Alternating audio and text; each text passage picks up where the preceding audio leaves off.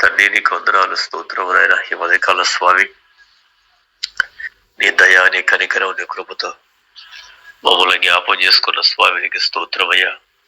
ఈ మహాప్రేమ మహాదయ బట్టి ఈ సంవత్సరం ప్రభు అంతలో మమ్మల్ని తీసుకొచ్చినావు. జీవాధిపతిగా ఉన్నావు అయ్యా, మహాదేవుడిగా, మహాకాపురిగా మమ్మల్ని కనికరించుకుంటూ, క్షమించుకుంటూ, పరిశుద్ధపరుచుకుంటూ, కాపాడుకుంటూ వచ్చిన దయకై నీకు స్తోత్రం స్వామి. అయ్యా, ప్రతిరోజు స్వామి ఈ అవసరం మాకు వినిపిస్తూ కొలసి పత్రిక ద్వారా అయ్యా మేము వ్యక్తిగతంగా ఎలా ఉండాలో, కుటుంబ పరంగా ఎలా ఉండాలో, సంఘంలో ప్రభు మేము ఎలా ఉండాలో, లోకంలో ఎలా జీవించాలో స్వామి అనేక విషయాల ప్రభు నీ సేవకు ద్వారా మీరు బయలుపరుస్తున్న మాటలకై నీకు స్తోత్రం తండ్రి. సంపూర్ణంగా ప్రభు నీ ప్రత్యక్షతను బయలుపరచండి ప్రభు. నువ్వు కోరుకున్న జీవితాలు, కోరుకున్న సేవ, నువ్వు కోరుకున్న శక్తిని, కోరుకున్న మహిమ అయ్యా మొత్తాన్ని ప్రభు నీ వాక్కు ద్వారా బయలుపరచండి. సేవకులను అభిషేకించండి ప్రభా. ఇంటున్న తండ్రి మాకు ప్రభు చెప్తున్న దాసులకి సంపూర్ణ అభిషేకం అనుగ్రహించండి. ఈ మాటలు ప్రభు అర్థం చేసుకుని జ్ఞానము, తెలివి, వివేచన అనుగ్రహించయ్యా. జ్ఞానం వల్ల ఇల్లు కట్టబడను, వివేకాల నాయకుడి యుద్ధం చేయమని చెప్పిన స్వామి, నియమ ప్రకారం యుద్ధం చేయుటకు అయ్యా నీ చిత్తానుసారంగా జీవిస్తానికి నీ చిత్తంలో ప్రభా అడుగులెట్టుకు సహాయం చేయండి అయ్యా. నీకు స్తోత్రాలు.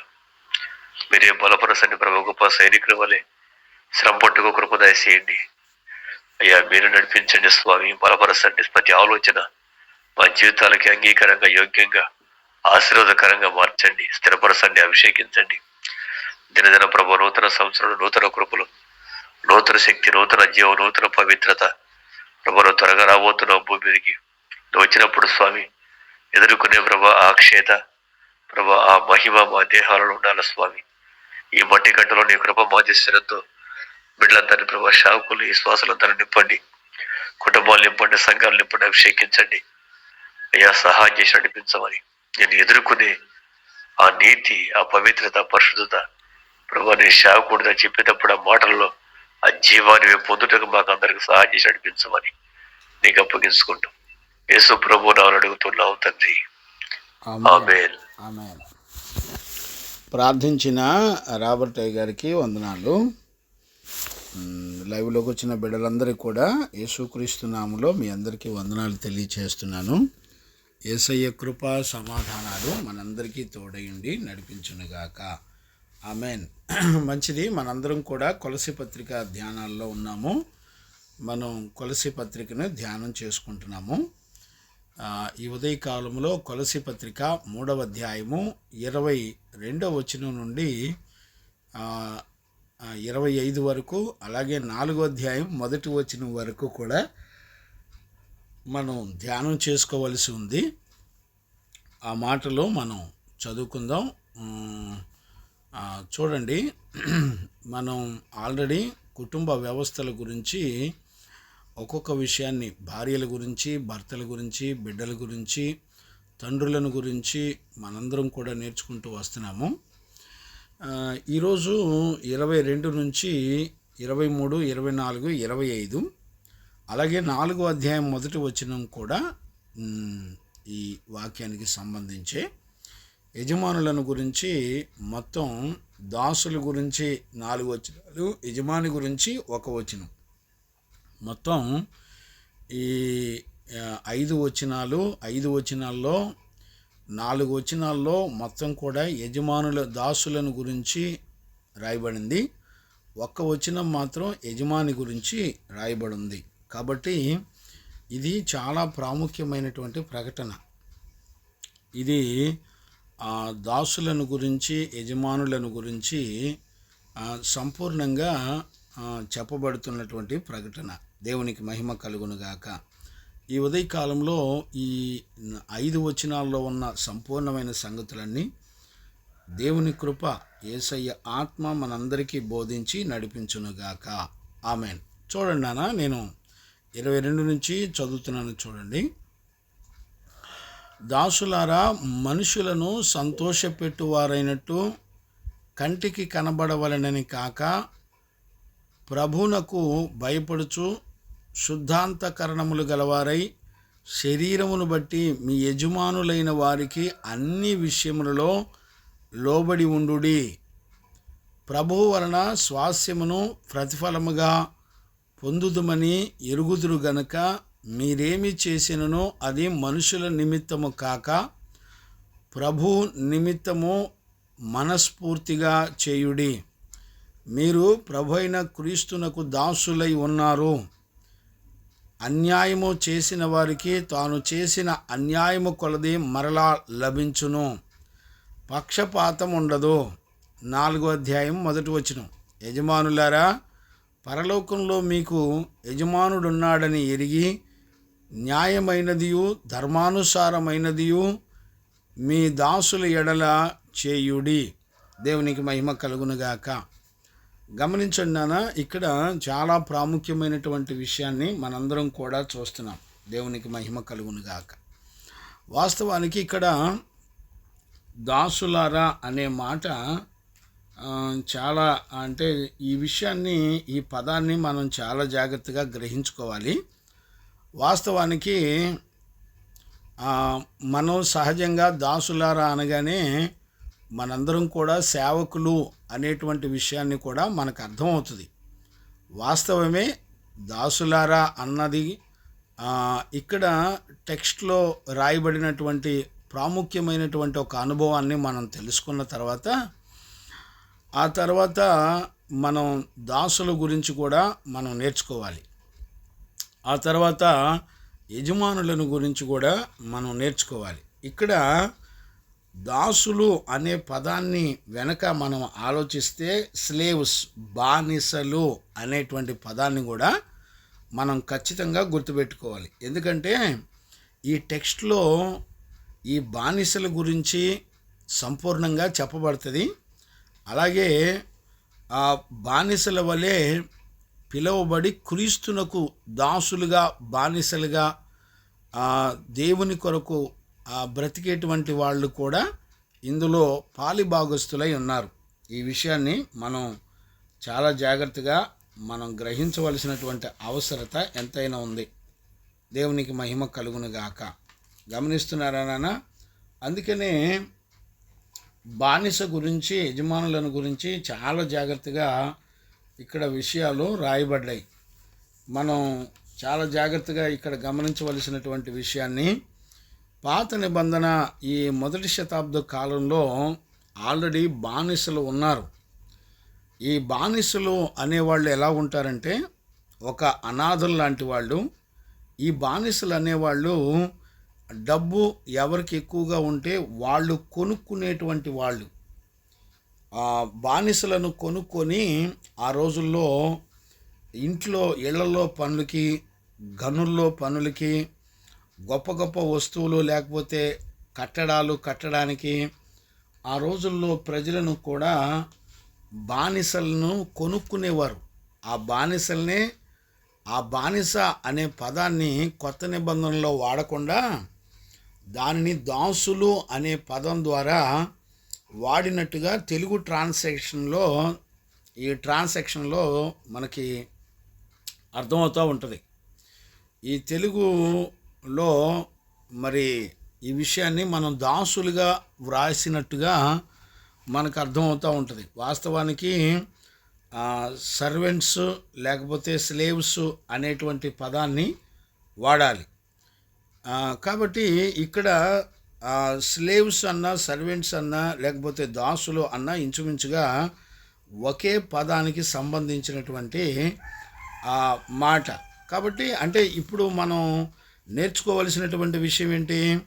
స్లేవ్స్ అనేటువంటి, సర్వెంట్స్ అనేటువంటి వాళ్ళు, దాసులు అనేటువంటి వాళ్ళు, ఈ 3 భాగాలను గురించి ఖచ్చితంగా మనం తెలుసుకోవలసినటువంటి అవసరత ఇక్కడ టెక్స్ట్లో వ్రాయబడిన ప్రకారంగా 3 విషయాలు మనం తెలుసుకుంటేనే కానీ అసలు కొత్త నిబంధనలో దాసులంటే ఎవరో కూడా బయటకు వస్తుంది.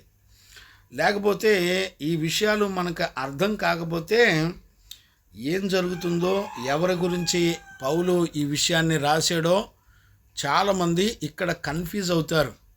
అందుకనే స్లేవ్స్ గురించి తెలియాలి, సర్వెంట్ల గురించి తెలియాలి, లేకపోతే దాసుల గురించి కూడా తెలియాలి. ఈ 3 భాషలు సంపూర్ణంగా మనకు అర్థమైనప్పుడు ఖచ్చితంగా ఇక్కడ టెక్స్ట్లో అంటే కొలసీ సంఘంకి అపోస్తులుడైన పౌలు ఏ ఉద్దేశంతో రాస్తున్నాడు అనేటువంటి విషయాన్ని మనం ఖచ్చితంగా గుర్తుపట్టవచ్చు. వాస్తవానికి మనం పరిశుద్ధ గ్రంథంలో చూసినప్పుడు అబ్రహామునకు అతని భార్యని బట్టి ఆదికాండం 12వ అధ్యాయం 16వ వచనం చదువుకోండి.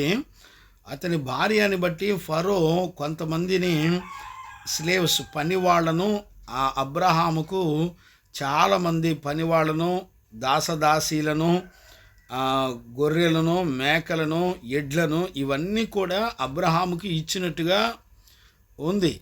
ఆదికాండం 12వ అధ్యాయం 16వ వచనంలో గమనించారా? అంతేకాకుండా లేవి పుస్తకం 26:13లో కూడా ఐగుప్తునకు ఇశ్రాయేలు ప్రజలు దాసులుగా అమ్మబడ్డారు అని ద్వితీయోపదేశకాండం 6వ అధ్యాయం 21వ వచనంలో కూడా ఐగుప్తులో ఫరోకు దాసులైరి అని రాయబడింది. గమనించారా? ఇంకా లేవి పుస్తకాల్లో కూడా చాలా సందర్భాల్లో ఇశ్రాయేలు ప్రజలు కూడా చెప్తారు, ఎవడైనా మీ దగ్గరికి అమ్మబడిన వాళ్ళు కానీ కొనబడిన దాసులు కానీ సర్వెంట్స్ స్లేవ్స్ కానీ పనివాళ్ళు కానీ వీళ్ళు ఎవరైనా అమ్మబడినప్పుడు వాళ్ళ విషయంలో మీరు చాలా జాగ్రత్తగా ఉండి ఒక పనివాళ్ళలాగా వాళ్ళని వాడుకోకూడదు అని లేవి పుస్తకంలో కూడా రాయబడింది. గమనించారా? లేవి పుస్తకంలో కూడా రాయబడింది. లేవి పుస్తకం 25:46లో కూడా దేవుడే చెప్తాడు, ఇశ్రాయేలులారా మీరే నాకు దాసులు, సర్వెంట్లు, పనివాళ్ళు అని దేవుడు మాట్లాడడాన్ని మనం చూడొచ్చు. ఇక్కడ నిర్గమాకాండం 1:14లో కూడా మనం చూసినప్పుడు ఇశ్రాయేలు ప్రజలని బానిసలుగా మరి వాళ్ళు కఠినమైనటువంటి పనులు చేయించుకొని దాసులుగా వాడుకున్నారు. దేవుడు కూడా అబ్రహాముతో మాట్లాడినప్పుడు, అబ్రహాం నీ సంతానాన్ని ఐగుప్తుకి బానిసలుగా నేనే వాళ్ళ దగ్గరికి పంపుతున్నాను మిమ్మల్ని అని పంపించాడు. 430 సంవత్సరాలు సంపూర్ణంగా అక్కడి నుంచి విడిపించబడి బయటికి రావడానికి 430 సంవత్సరాలు పట్టింది. సో ఇలాగా మనం దేవుని యొక్క వాక్యాన్ని బట్టి మనం చూసుకుంటున్నప్పుడు మనకు అర్థమవుతున్నటువంటి విషయం ఏంటంటే, ఆ రోజుల్లో బానిసలు ఉన్నారు అంటే, ఇప్పుడు మరి కొత్త నిబంధనలో బానిసలు లేరు కదండి. ఇప్పుడు కొత్త నిబంధనలో ఎవరికైనా కూలికి పెట్టుకుంటే పనిచేస్తారు. ఇంట్లో పనివాళ్ళు కావాలనుకోండి, నెలకు జీతం ఇస్తే ఆ పనివాళ్ళు మన ఇంటికి వచ్చి పనిచేసి జీతం పుచ్చుకొని వెళ్ళిపోతూ ఉంటారు. మరి కొత్త నిబంధనలో అపోస్తులుడైన పౌలు కొత్త నిబంధన సంఘానికి ఎందుకు ఈ మాటలు రాయించాడు? అవసరం ఏముంది? ఎందుకు రాయించాడు? ఈ విషయాలు కొత్త నిబంధనకి ఆ స్లేవ్స్ గురించి, దాసుల గురించి, పనివాళ్ల గురించి మాట్లాడవలసినటువంటి అవసరత ఏమొచ్చింది అపోస్తులుడైన పౌలుకి? ఈ విషయం మనం చాలా జాగ్రత్తగా అర్థం చేసుకోవాలి. చూడండి, ఇశ్రాయేలు ప్రజల్ని యోవేలు పుస్తకంలో కూడా మనం చూస్తే, నేను చదువుతాను చూడండి ఈ విషయాలు. యోవేలు పుస్తకంలో, యోవేలు పుస్తకం 3వ అధ్యాయము 4 నుంచి నేను చదువుతాను చూడండి. ఆ రోజుల్లో ఇశ్రాయేలు ప్రజల్ని ఎలాగా వాళ్ళు బానిసలుగా వాడుకున్నారో నేను చదువుతున్నాను చూడండి. 3వ వచనం నుండి చదువుతున్నాను చూడండి. వారు నా జనుల మీద చీట్లు వేసి వేశ్యలకు బదులుగా ఒక బాలుని ఇచ్చి ద్రాక్షారసము కొనుటకై ఒక చిన్నదానిని ఇచ్చి త్రాగుచూ వచ్చిరి కదా. చూసారా? ఆ రోజుల్లో బానిసలు, దాసులు అనంటే ఒక స్లేవ్స్ అంటే ఒక పనివాళ్ళు, దాసులు, బానిసలుగా ఇతర మనుషులను వాడుకునేవాళ్ళు ఆ రోజుల్లో. మనం దేవుని యొక్క వాక్యాన్ని గమనిస్తున్నప్పుడు ఇశ్రాయేలు ప్రజలను కూడా దేవుడు శత్రువుల చేతికి అప్పగించినప్పుడు ఇశ్రాయేలు ప్రజలను కూడా అలానే చీట్లు వేసి కొనుక్కున్నారండి. అక్కడ ఉన్నటువంటి ఇశ్రాయేలు ప్రజల్ని చీట్లు వేసి వేశ్యలకు బదులుగా బాలురను ఇచ్చిరి. వాళ్ళు ఒక వేశ్య దగ్గరికి వెళ్ళాలనుకోండి, వేశ్యకు డబ్బులు ఇవ్వడం కాదండి. వేశ్య దగ్గరికి వెళ్ళాలంటే ఒక దాసుని, ఒక పనివాడిని, ఒక స్లేవ్ని, ఒక సర్వెంట్ని ఇచ్చి వేశ్య దగ్గరికి వెళ్ళేవాళ్ళు. అంతేకాకుండా ఎవడైనా ఒకడు ముందు తాగాలంటే వాడికి ముందు తాగాలనిపిస్తే ఒక బానిసను అమ్ముకొని తాగేవాళ్ళు. గమనించారా? 4వ వచనం చదువుతున్నాను చూడండి.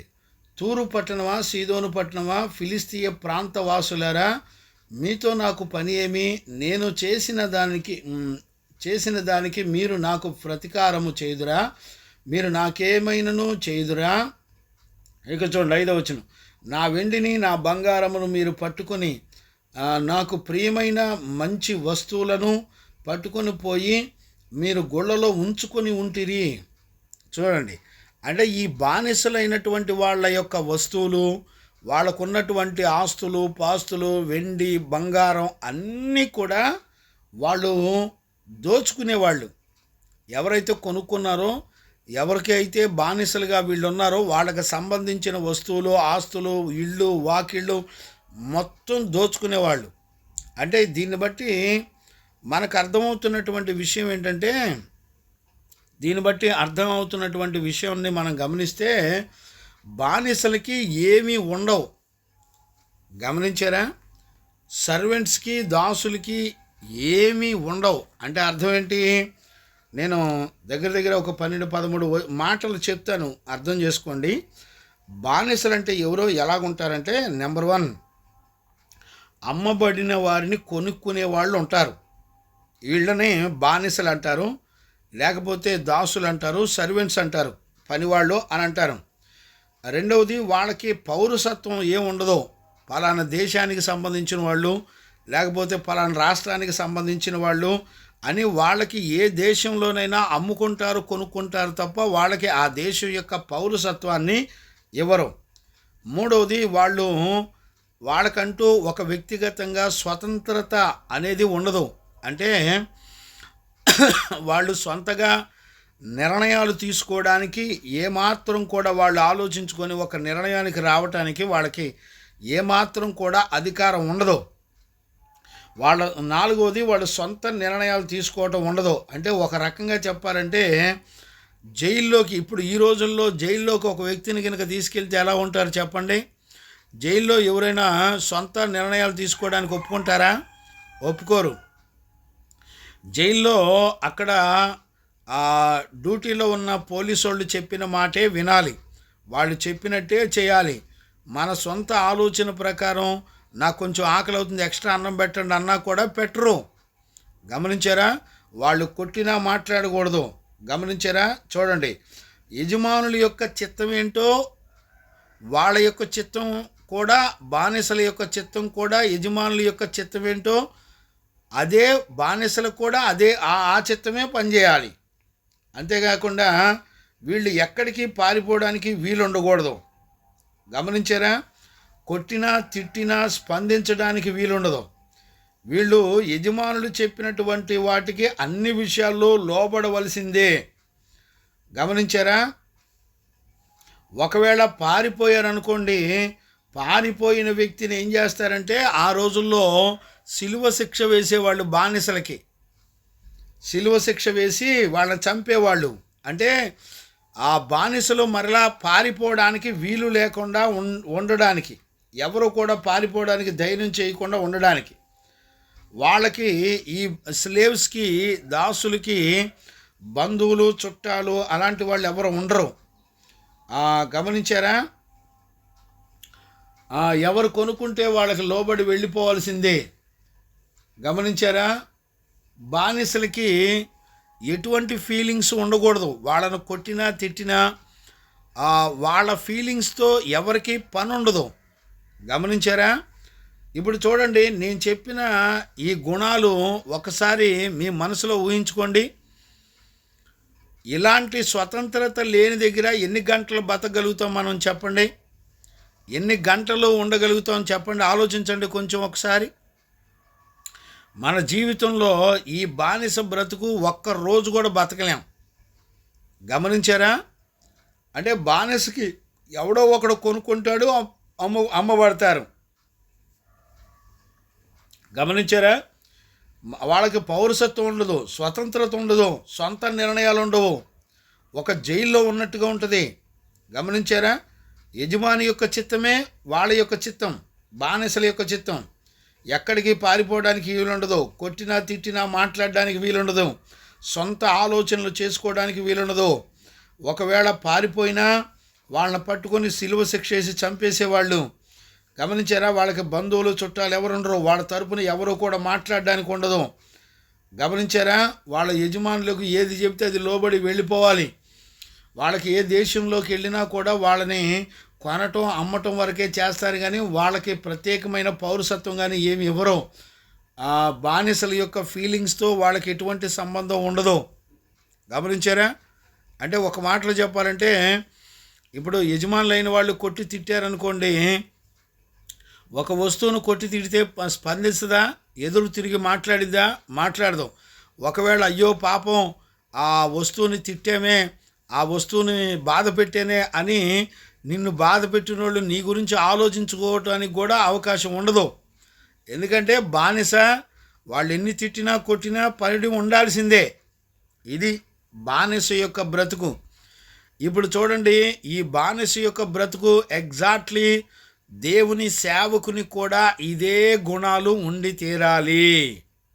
అలాంటి వాడు మాత్రమే సేవకుడు. ఎవరు పడితే వాళ్ళు సేవకులు కాదండి. చాలామందికి తెలియదు ఈ విషయం. ఇప్పుడు పౌలు ఇక్కడ ఈ విషయాల్ని రాయటానికి గల కారణం ఏంటి అనంటే, ఈ బానిసల గురించి అపోస్తలుడైన పౌలు ఎందుకు రాస్తున్నాడు అనేది చాలా ప్రాముఖ్యమైనటువంటి మాట. గమనించారా? ఎందుకు రాస్తున్నాడు పౌలు ఈ బానిసల గురించి, దాసుల గురించి ఎందుకు రాస్తున్నాడు? ఇక్కడ బానిసల గురించి 3 విషయాలు మాట్లాడుతున్నాడు. ఒకటేంటంటే, వాళ్ళు యజమానులకు లోబడి తీరాలి. కొలసీ పత్రిక 3వ అధ్యాయం 22వ వచనంలో ఆ మాట ఉంటుంది చివరిలో. రెండవది, ఈ బానిసలైన వాళ్ళందరికీ కూడా దేవుడే ప్రతిఫలం ఇస్తాడు. అంటే వాళ్ళ యజమానులకు లోబడి పనిచేయడం వలన వాళ్ళకి జీతాన్ని, ప్రతిఫలాన్ని మన ప్రభువే ఇస్తాడు అనేటువంటి సత్యాన్ని కూడా మనం గుర్తుపట్టాలి. ఆ మూడవది, వాళ్ళు ఆ దాసులు లేకపోతే స్లేవ్స్, పనివాళ్ళు, బానిసలు, వీళ్ళు వారి యొక్క యజమాని పట్ల ఏమాత్రం అన్యాయంగా ప్రవర్తించినా వాళ్ళకి కఠినమైన తీర్పు మరలా దేవుని యొద్ద నుండి వస్తుంది. ఇది 3 స్వభావాలు. గమనించారా? ఈ 3 స్వభావాలు ఆ దాసులను గురించి దేవుడు మాట్లాడుతూ వచ్చాడు. 4వది ఏంటంటే యజమానుని గురించి ఒకే ఒక్క వచనం ఉంది. గమనించారా? అందుకనే ఇక్కడ మనం గమనించవలసినటువంటి విషయాన్ని కనుక మనం చూస్తే, ప్రతి విషయంలో ఇక్కడ చూడండి, కుటుంబ వ్యవస్థ మొదలుకొని ఈ 3వ అధ్యాయం ప్రారంభం నుంచి కూడా మీరు గమనించుకోండి, తర్వాత చదువుకోండి. దేన్ని ప్రారంభించినా యేసుక్రీస్తుతో పోలుస్తూ మాట్లాడాడు అపోస్తలుడైన పౌలు. మీరు ఉదాహరణకి నేను ఇక్కడ చూపిస్తాను చూడండి, అంటే మీకు ఆ నడక అర్థం కావడానికి చెప్తున్నాను. భార్యలారా మీ భర్తలకు విధేయులై ఉండుడి, 18వ వచనం. ఇది ప్రభువును బట్టి యుక్తమైంది. చూడండి, భార్యల గురించి మాట్లాడేటప్పుడు వాళ్ళు ఒక స్త్రీ భార్యగా, ఒక భర్తకి భార్యగా, బిడ్డలకి తల్లిగా ఉండాలి అంటే, ఆ జీవితం చేయాలంటే, ఆ బిడ్డలు ఎవరిని బట్టి ఆ జీవితం చేయాలంటే ప్రభువును బట్టి ఆ జీవితం చేయాలి. నా మాటలు చాలా జ్ఞానంగా, చాలా జాగ్రత్తగా అర్థం చేసుకోండి. ఒక స్త్రీ ఎదిగి వయసు వచ్చిన తర్వాత వివాహ వ్యవస్థలోకి వచ్చినప్పుడు తన భర్తకు లోబడి ఉండాలి అంటే దానికి కారణం ఎవరంటే ప్రభువును బట్టి ఆ భర్తకు లోబడి ఉండాలి. అంటే ప్రభువు గురించి స్త్రీకి ప్రభువు గురించి తెలియకపోతే తన భర్తకు లోబడేటువంటి జీవితం తెలియదు తనకు కూడా. గమనించారా? అంటే ప్రభువే దిక్కు. ఒక భార్యగా ఆమె తన జీవితాన్ని కొనసాగించి బిడ్డలను కని ఆమె జీవించాలంటే ఖచ్చితంగా క్రీస్తే కారణమై ఉండాలి. ఇప్పుడు చూడండి, రెండవది, భర్తలారా మీరు మీ భార్యలను ప్రేమించుడి, వారిని నిష్ఠూర పెట్టకుడి. చూసారా, భర్త కూడా భార్యని ప్రేమించాలంటే ఖచ్చితంగా ప్రభు సంఘాన్ని ఎట్లా ప్రేమించాడో ఎఫెసీ పత్రిక 5వ అధ్యాయం 25 నుంచి ఉంటుంది. ఎలా ప్రేమించాడో అలానే మీరు కూడా సంఘాన్ని ప్రేమించండి, భార్యని ప్రేమించండి అని పురుషులకు దేవుడు చెప్పాడు. అంటే పురుషుడు కూడా తన భార్యని ప్రేమించి నిష్ఠూర పెట్టకుండా చూసుకోవాలంటే పురుషుడు కూడా సంపూర్ణంగా యేసుక్రీస్తు తెలియాలి. యేసుక్రీస్తును బట్టి పురుషుడు కూడా తన భార్యని ప్రేమించాలి. గమనిస్తున్నారా నాన్న? అలాగే తండ్రులారా మీ పిల్లల మనసు కుంగకుండునట్లు వారికి కోపం పుట్టించగడి. చూసారా, పిల్లల ప్రభువును చూడండి, పిల్లలారా అన్ని విషయంలో మీ తల్లిదండ్రుల మాట వినుడి, ఇది ప్రభువును బట్టి మెచ్చుకొనదగింది. చూసారా, ప్రభువును బట్టి మెచ్చుకున్నది. అంటే పిల్లలు కూడా తల్లిదండ్రుల మాట వినాలంటే ప్రభువును బట్టి మెచ్చుకున్నదనేది. అలాగే తండ్రులు కూడా ప్రభువును బట్టే లోబడాలి.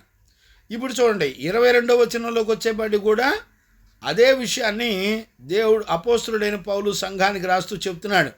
దాసులారా మనుషులను సంతోషపెట్టువారైనట్టు కంటికి కనబడవలనని కాక ప్రభువునకు భయపడుచు శుద్ధాంతకరణములు గలవారై శరీరమును బట్టి మీ యజమానులైన వారికి అన్ని విషయములలో విధేయులై ఉండుడి. చూసారా, మీ యజమానులకు మీరు విధేయత చూపించాలంటే దానికి కారణం ఎవరై ఉండాలి? ప్రభువును బట్టి. అంతేకాకుండా ప్రభువును బట్టి మనం భయపడాలంట. గమనించారా, ఒక దాసుడు తన యజమానికి లోబడాలంటే అది కూడా ప్రభువును బట్టే. ఎందుకు? ప్రభువును చూసినప్పుడే ఒక దాసుడు, ఒక పనివాడు తన యజమానికి ఎలా లోబడాలో అది కూడా ప్రభువే మాదిరి చూపించాడు. ప్రభువును బట్టే ఇవన్నీ జరగాలి. ఒక యజమానికి దాసుడు లోబడాలన్నా, ఒక దాసుడిని యజమానుడు ఎలా చూసుకోవాలన్నా అన్నీ తెలియవలసింది ఏంటంటే వాక్యం తెలియాలి, లేకపోతే క్రీస్తుని బట్టి నడిపించబడాలి. ప్రతి మనిషికి ఒకరినొకరికి రిలేషన్స్ అన్నీ కూడా ప్రభువును బట్టి నడిపించబడాలి. గమనించారా, ఏ రిలేషన్ అయినా కూడా ప్రభువును బట్టి మాత్రమే నడిపించబడాలి. అలా గనక లేకపోతే వాళ్ళు ఏ మాత్రం కూడా యోగ్యులు కాలేరు, అంటే ఆ జీవితాన్ని చేయలేరు. అంటే భూమండలం మీద ఏ జీవితానికైనా కారణం ప్రభువే. ఒక పిల్లవాడిగా ఎదగాలన్నా, ఒక తల్లి గర్భంలో పుట్టాలన్నా, ఆ పిల్లవాడిగా ఎదగాలన్నా, నువ్వు పెద్దవాడి అవ్వాలన్నా, నువ్వు పెద్దవాడి అయిన తర్వాత వయసు వచ్చిన తర్వాత నీ పొరుగువారిని వివాహం చేసుకోవాలన్నా, స్త్రీ పురుషులు జతపరచబడాలన్నా ప్రభువును బట్టే. వాళ్ళు బిడ్డలను పెంచాలన్నా ప్రభువును బట్టే. భార్య భర్తను ప్రేమించాలన్నా ప్రభువును బట్టే. భర్త భార్యని ప్రేమించాలన్నా ప్రభువును బట్టే. వాళ్ళ కుటుంబం యజమానులు, పనివాళ్ళు, దాసులు ఒకరినొకరికి లోబడాలన్నా ప్రభువును బట్టే. గమనిస్తున్నారా నాన్న? అంటే ఏది చూసినా ఈ భూమండలం మీద ఏ రిలేషన్ మెయింటైన్ చేసినా సంఘానికి మరి అప్పగించుకోవటం అయినా ఏదైనా ఏ రిలేషన్ అయినా కూడా వాస్తవానికి ప్రభువును బట్టి మాత్రమే రిలేషన్ ఉండాలి. వాక్యాన్ని బట్టి మాత్రమే సహవాసం ఉండాలి. లేకపోతే ఎట్టి పరిస్థితుల్లోనూ మనకి రిలేషన్ మెయింటైన్ చేయలేము. ప్రభు గనుక తెలియకపోతే ఈ రిలేషన్లో మనం నమ్మకస్తులుగా బ్రతకలేము. గమనించారా? రెండవది ఇక్కడ మనం గమనించవలసినటువంటి విషయం ఏంటంటే, ఇప్పుడు ఎందుకు దాసుల గురించి లేకపోతే సర్వెంట్ల గురించి అపోస్తలుడైన పౌలు ఇక్కడ మాట్లాడాడో అనేటువంటి విషయాన్ని మనం చాలా జాగ్రత్తగా అర్థం చేసుకోవాలి. లేకపోతే ఈ టెక్స్ట్లో ఉన్నటువంటి ఎందుకు పౌలు ఈ బానిసల గురించి ఎందుకు రాయవలసి వచ్చింది కొత్త నిబంధన సంఘానికి అనేటువంటి విషయాలు మనకు అర్థం కాదు. అందుకనే చూడండి, మనం అపోస్తలుడైన పౌలు ఇదే కొలసీ పత్రికలో 4వ అధ్యాయంలో చూడండి 10వ వచనం నుండి లేకపోతే 9వ వచనం నుండి నేను చదువుతాను. చూడండి, కొలసీ పత్రిక 4వ అధ్యాయం 9వ వచనం. తెలుసుకున్నట్లు మీ హృదయములను అతడు ఆదరించును. అంటే 8, 9 కలిసి ఉన్నాయిలే. మీరు మీ స్థితిని తెలుసుకున్నట్లు మీ హృదయములను అతడు ఆదరించున్నట్లు అతనితో కూడా నమ్మకమైన ప్రియ సహోదరుడైన ఒనేసిమును మీ యొద్దకు పంపుచున్నాను. అంటే పౌలు, లేకపోతే 7 నుంచి చదువుతాను చూడండి. ప్రియ సహోదరుడును ప్రభునందు నమ్మకమైన పరిచారకుడును నా తోటి సేవకుడైన తుకికు నన్ను గూర్చిన సంగతులన్నీ మీకు తెలియచేయను. అంటే ఇక్కడ ఈ కొలసీ పత్రికలో రాసినటువంటి ఈ పత్రికని తుకికు అనేటువంటి వ్యక్తికి ఇచ్చి పంపిస్తున్నాడు. ఈ తుకికు దేవుని యొక్క పరిచారకుడు పౌలు దగ్గర ఉంటున్నాడు జైల్లో. గమనించారా? ఈ తుకికుతో పాటు ఒనేసిమును కూడా తోడుగా ఇచ్చి పంపుతున్నాడు ఈ పత్రిక రాసి. అంటే మరి ఎపఫ్రా ఏమయ్యాడు అనంటే, ఎపఫ్రా వాస్తవానికి అపోస్తలుడైన పౌలు దగ్గరికి వెళ్ళేపాటికి, రోమాలో జైల్లో ఉన్న పౌలు దగ్గరికి వెళ్ళేపాటికి ఎపఫ్రా బాగా సిక్ అయిపోయాడు. అంటే రోగిష్ట అయిపోయాడు. ఎప్పుడు మరణిస్తాడో కూడా తెలియని పరిస్థితుల్లో ఎపఫ్రా ఉంటాడనమాట. అందుకు ఎపఫ్రా బలహీనుడై మరణ ఛాయలో ఉన్నప్పుడు ఎపఫ్రాను పంపకుండా ఎపఫ్రా బదులు తుకికుతో పాటు ఒనేసిముని పంపిస్తున్నాడు అపోస్తలుడైన పౌలు. ఈ పత్రిక రాసి కొలసీ సంఘానికి పంపిస్తున్నాడు. గమనించారా? అందుకొరకు ఈ వాళ్ళిద్దరికీ కూడా ఇచ్చి పంపిస్తున్నాడు అనమాట. ఇక్కడ ఈ ఫిలోమోను పత్రికలో కూడా మనం చదివితే ఒనేసిమును గురించినటువంటి హిస్టరీ మనకు తెలుస్తుంది. ఫిలోమోను పత్రికలో హెబ్రీ పత్రికకు ముందులో ఉంటుంది అనుకుంటాను. ఒక్క నిమిషం, తీతు తర్వాత రైట్. చూడండి, ఫిలోమోను పత్రికలో ఫిలోమోనుకి అపోస్తలుడైన పౌలు పత్రిక రాస్తూ ఒనేసిము యొక్క పరిస్థితిని గురించి చెప్తున్నాడు. చూడండి, నేను ఫిలోమోను పత్రిక 10వ వచనాన్ని చదువుతున్నాను. చూడండి, 8 నుంచి చదువుతున్నాను. కావున యుక్తమైన దానిని గురించి నీకు ఆజ్ఞాపించుటకు క్రీస్తునందు నాకు బహుధైర్యము కలిగి ఉన్నను. వృద్ధుడను, ఇప్పుడు క్రీస్తు యేసు ఖైదీనైనున్న పౌలును నేను ప్రేమను బట్టి వేడుకొనుట మరి మంచిదనుకొని నా బంధకములలో నేను కనిన నా కుమారుడగు. అంటే ఇక్కడ చూడండి, పుట్నోట్లో 2 అనేసి ఉంది. నా పిల్ల యగు అని పుట్నోట్లో 2 అనే 3లో కూడా ఒనేసిమను పేరునకు సహాయకుడైన అని అర్థం. 3వది కూడా ఒనేసిము కోసరము నిన్ను వేడుకొనుచున్నాను. అతడు మునుపు నీకు నిష్ప్రయోజకుడైన వాడే గాని ఇప్పుడు నీకును నాకును ప్రయోజనకరమైన వాడాయను. నా ప్రాణము వంటి వాడైన అతనిని నీ యొద్దకు పంపుతున్నాను. అంటే ఫిలోమోను యొద్దకు పంపుతున్నాడంట. నేను సువార్త కొరకు నా బంధకములలో ఉండగా నీకు ప్రతిగా అతడు నాకు పరిచారము చేయు నిమిత్తము నా యొద్దకు అతను ఉంచుకొని వలెనని యుంటిని గాని. ఇప్పుడు వాస్తవానికి పౌలు జైల్లో శ్రమ పడుతున్నప్పుడు ఫిలోమోనుకు బదులుగా ఒనేసిము పారిపోయి వెళ్ళాడు. ఇప్పుడు మనం తెలుసుకునేటువంటి విషయం ఏంటంటే, ఒనేసిము ఎవరు ఏంటి అనే విషయం మనం ఇప్పుడు తెలుసుకుంటున్నాం. అతను వాస్తవానికి ఆ కొలసీ సంఘంలోనే ఉన్నటువంటి ఫిలోమోనుకు ఈ కొలసీ ప్రాంతంలో ఉండి శిష్యుడిగా చేస్తున్నాడు. ఫిలోమోన్ దగ్గర నుంచి పారిపోయి ఎవరు ఒనేసిము పారిపోయి అపోస్తలుడైన పౌలును ఎత్తుక్కుంటూ వెళ్ళిపోయాడు. పౌలు దగ్గరే శ్రమలో ఉన్నప్పుడు, బంధకాల్లో ఉన్నప్పుడు ఫిలోమోనుకు బదులుగా ఈ ఒనేసిము పరిచర్య చేసుకుంటూ పౌలు దగ్గరే ఉండిపోయాడు. గమనించారా? ఉంటిని కానీ నీకు 14 వచనం, ఫిలోమోను పత్రిక 14 వచనం, నీకు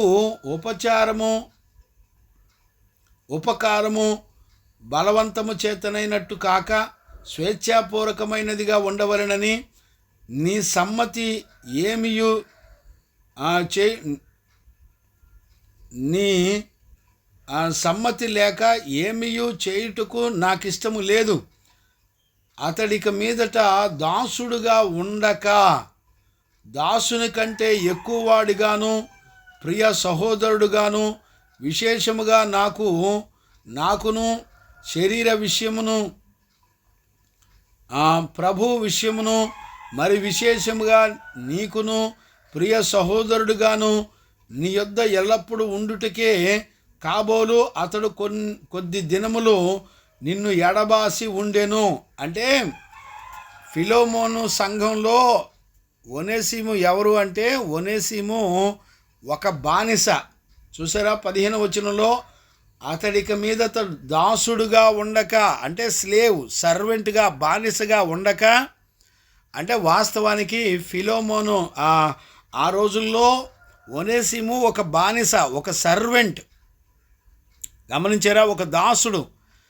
పౌలు ఏమంటాడంటే, ఇక ముందు నీకు కానీ సంఘానికి కానీ నాకు కానీ అతడు దాసుడు కాదు, అతడు స్వతంత్రుడు. ప్రభునందు అతడు మనకు సహోదరుడు. అంటే బానిసత్వం నుండి విడిపించింది ఎవరు అంటే ప్రభు.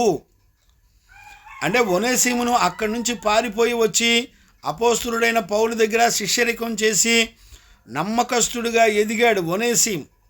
గమనించారా? అందుకని కొలసీ పత్రికలో చెప్తున్న మాట అదే. అందుకనే ఇక్కడ ఫిలోమోను పత్రికలో కూడా 16వ వచనంలో, శరీర విషయమును ప్రభు విషయములోను మరి విశేషంగా నీకును ప్రియ సహోదరుడిగా నా యొద్ద ఎల్లప్పుడూ ఉండుటకే కాబోలు అతడు కొద్ది దినములు నిన్ను ఎడబాసి ఉండెను. గమనించారా? అందుకనే ఇక్కడ కొలసీ పత్రికలో కూడా మనం 4:7 నుంచి చదువుకున్నప్పుడు అదే సంగతిలో చెప్తాడు. నేను తుకీకుతో పాటు ఒనేసిమునకు వాళ్ళిద్దరిని ఇచ్చి ఈ పత్రిక ఇచ్చి నేను పంపుతున్నాను. ఎపఫ్రా నా దగ్గరే ఉంటాడు. మీరు తుకీకు ఒనేసిముని ఫిలోమోను దగ్గరికి, అక్కడ కొలసీ సంఘానికి ఈ పత్రిక ఇచ్చి పంపిస్తున్నాను. కాబట్టి మీరు ఒనేసిముని ఒక బానిసలాగా మీరు చూడమాకండి, అతడు స్వతంత్రుడు కనుక మనం దేవుని పిల్లలుగా ప్రభువును బట్టి అతనిని స్వతంత్రుడిగానే చూడాలి. అతనికి ప్రభు అయిన యేసుక్రీస్తుని బట్టి అతడు మనకు సహోదరుడయ్యాడు. అతనికి మనకి రిలేషన్స్ ఉన్నాయి. అతడు బానిస కాదు, బానిస చూసినట్టుగా చూడకూడదు అని చెబుతూ ఈ కొలసీ సంఘంలో 3వ అధ్యాయంలో ఈ 22 నుంచి 25 వరకు ఈ విషయాలలో దాసుల విషయంలో యజమానుడు ఎలాగుండాలో రాశాడు. ఇప్పుడు అర్థమైందండి పౌలు ఎందుకు రాయవలసి వచ్చిందో, ఈ విషయాలు ఎందుకు రాయవలసి వచ్చిందో అర్థమైందా? అంటే ఆ రోజుల్లో బానిసల గురించి చాలా భయంకరమైనటువంటి స్లేవ్స్గా, పనివాళ్ళగా వాడుకునేవాళ్ళు ఆ రోజుల్లో. అందుకనే ఆ పరిస్థితుల్ని కాకుండా ప్రభువును బట్టి వీళ్ళందరూ కూడా మనకి సహోదరులు కాబట్టి వాళ్ళని ఎన్నడూ కూడా మీరు అలా చూడకూడదు అని చెప్పుకుంటూ వచ్చాడు. దేవునికి మహిమ కలుగునుగాక. Praise the Lord. గమనించారా? అందుకనే మనం దాసులు వారి యొక్క యజమానుల పట్ల ఎలాంటి జీవితం చేయాలి అనేటువంటి విషయాన్ని మరి అపోస్తలుడైన పౌలు రాయడాన్ని మనం చూస్తున్నాం. ఇప్పుడు మనం గమనించవలసినటువంటి విషయం ఏంటంటే, దాసులు ఎలాగుండాలో మనం 22వ వచనం నుండి చాలా జాగ్రత్తగా అర్థం చేసుకోవాలి. దాసులారా, మనుషులను సంతోషపెట్టువారైనట్టు కంటికి కనబడవలెనని కాక. ఇక్కడ చూడండి, ఈ దాసులు అనేటువంటి వాళ్ళు, లేకపోతే స్లేవ్స్, సర్వెంట్స్ అనేటువంటి వాళ్ళు ఎలాంటి జీవితాన్ని వాళ్ళు చేయాలి అంటే, ఒకళ్ళ చేత కొనబడిన వాళ్ళు. గమనించారా? మనం కొనబడిన వాళ్ళు ఎలాగుంటారు అనేది మనకు తెలియాలి. ఇక్కడ చూడండి, మనందరం కూడా చూడండి, మొదటి కొరింథీ పత్రికలో నేను చదువుతాను చూడండి. 7వ అధ్యాయం, మొదటి కొరింథీ పత్రిక 7వ అధ్యాయము 23వ వచనాన్ని నేను చదువుతాను చూడండి. మొదటి కొరింథీ పత్రిక 7వ అధ్యాయం 23వ వచనం.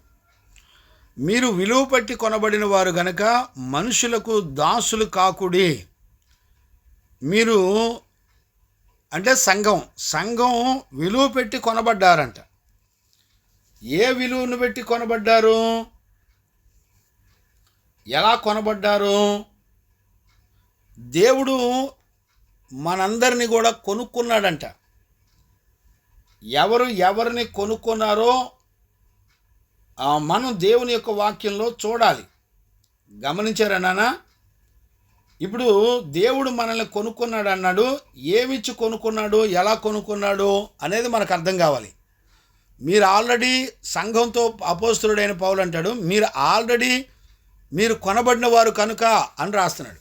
అంటే అర్థం ఏంటో నేను చెప్తాను చూడండి. మొదటి పేతురుపత్రిక 1వ అధ్యాయం 18-19 వచనాలు నేను చదువుతాను చూడండి. పితృపారంపర్యమైన మీ వ్యర్థ ప్రవర్తనను విడిచిపెట్టినట్లుగా వెండి బంగారముల వంటి క్షయ వస్తువుల మీద మీరు విమోచించబడలేదనియు, అమూల్యమైన రక్తము చేత అనగా నిర్దోషమును నిష్కళంకమునగు గొర్రెపిల్ల వంటి రక్తము చేత మీరు విమోచించబడితిరి అని మీరు ఎరుగుదురు కదా. గమనించారా? మనందరం కూడా యేసుక్రీస్తు అమూల్యమైన రక్తమును చిందించి, ఆ రక్తమును రక్తం అంటే ప్రాణం అని అర్థమైందండి. రక్తంలోనే ప్రాణం ఉంటుంది. రక్తం పోయిందనుకోండి మనిషి చచ్చిపోతాడు. అందుకనే మన దేవుడంట, సృష్టికర్త అయిన యేసు ప్రభు మనల్ని సాతాను చేతి కింద మనం బానిసలుగా ఉంటే, సాతాను దాని యొక్క ఇచ్చలకు, పాపానికి, భోగెచ్చలకు మనల్ని వాడుకొని బానిసలుగా చేసుకుని, పాపానికి దాసులుగా చేసుకుని, రోమాపత్రిక 6వ అధ్యాయం 6వ వచనం నుంచి మనం చూసుకుంటే, మనం పాపానికి దాసులుగా ఉండకుడి అని కూడా లేఖనాలు చెప్తున్నాయి. గమనించారా నాన్న? అందుకనే మనం పాపానికి దాసులుగా ఉన్నప్పుడు ఆయన వెల చెల్లించాడు.